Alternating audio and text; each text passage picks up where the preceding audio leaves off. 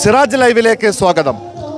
കേരള സാഹിത്യോത്സവ വേദിയിലെ ഏറ്റവും crowd pulling ആയ ഇനം ഏതാണെന്ന് ചോദിച്ചാൽ അതിനൊറ്റ മറുപടി ആയിരിക്കും എല്ലാവർക്കും പറയാനുണ്ടാവുക. അത് ഖവാലിയാണ്.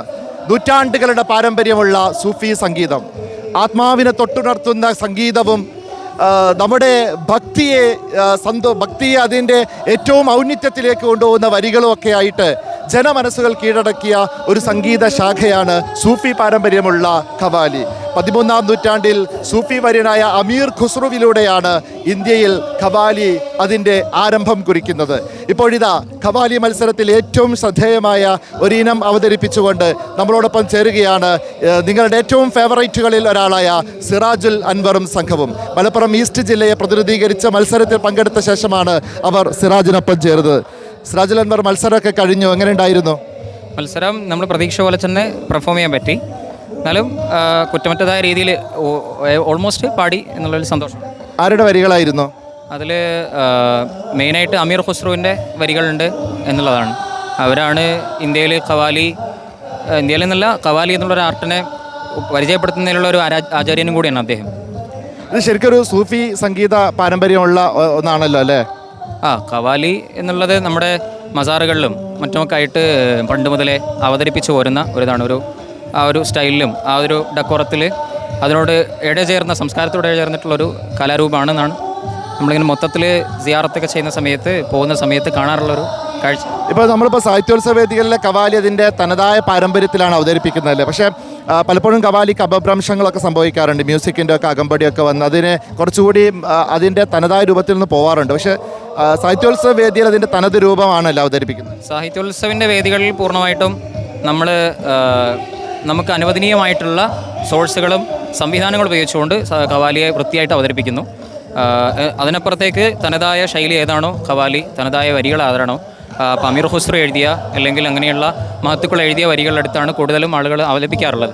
ഇപ്പോൾ നമ്മുടെ മസാറുകളിലുള്ള ഒരു സ്റ്റൈൽ എന്ന് പറഞ്ഞാൽ നമ്മുടെ ഒരു ഐഡിയോളജിനോട് അല്ലെങ്കിൽ നമ്മുടെ ഈ ഒരു സിസ്റ്റത്തിനോട് ഒരു പക്ഷേ പൊരുത്തപ്പെടുന്നതിലൊരു പ്രയാസം ഉണ്ടായിരിക്കും. എന്നാൽ സാഹിത്യോത്സവിൽ അത് പൂർണ്ണമായിട്ടും നമ്മൾക്ക് പാടാൻ പറ്റുന്ന, നമ്മളും കൂടെ ആസ്വദിക്കുന്ന രീതിയിൽ അനുവദനീയമായിട്ടുള്ള ചട്ടക്കൂടിനുള്ളിൽ നിന്നുള്ള ഖവാലി അവതരിപ്പിക്കപ്പെടുന്നു എന്നുള്ളത് ഒരു പ്ലസ്സാണ്.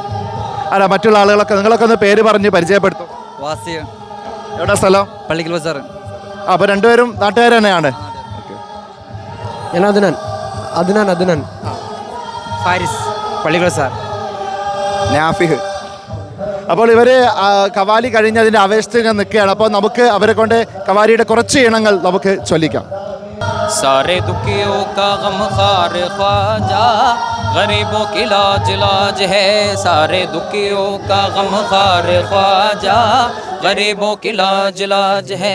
सारे दुखियों का गम खार ख्वाजा, गरीबों की लाज है. सारे दुखियों का गम खार ख्वाजा, गरीबों की लाज ओ शाह बतहा हमको जो भेजा, वही महाराज है. सारे दुखियों का गम खार ख्वाजा, गरीबों की लाज है. सारे दुखियों का गम खार ख्वाजा, गरीबों की लाज है. സിറാജുൽ അൻവറിന്റെ ഫേവറേറ്റ് ഏതാ ഇതിൽ? അത് ഈ ഒരു സാരേ ദുഃഖിയോക്ക എന്നുള്ളത് കുറച്ചും കൂടെ ഒരു എന്താ പറയുക, നമ്മളൊരു സമർപ്പിക്കുന്ന രീതിയിലാണ്. എല്ലാ സങ്കടങ്ങളും ഖാജയോട് പോയി പറയണം, അവിടെ ചെന്ന് കരഞ്ഞ് പറയണം, എന്നാലെല്ലാം കിട്ടും എന്ന് പറയുന്ന ഒരു ലൈൻസാണ്. അപ്പോൾ അത് കുറച്ചുകൂടെ നമുക്ക് എന്താണ് ഒരു ദിൽചസ്പ് എന്ന് പറയില്ലേ, കൂടുതൽ ഇഷ്ടമുള്ളൊരു സാധനമാണ്. നിങ്ങളൊക്കെ ഖവാലിയിൽ ഒരുപാടായോ? അപ്പോൾ സിറാജുൽ അൻവറിന്റെ കൂടെ 3 വർഷമായി. 1 വർഷം. ഇതേ ടീം തന്നെയാണ്? 3 വർഷം.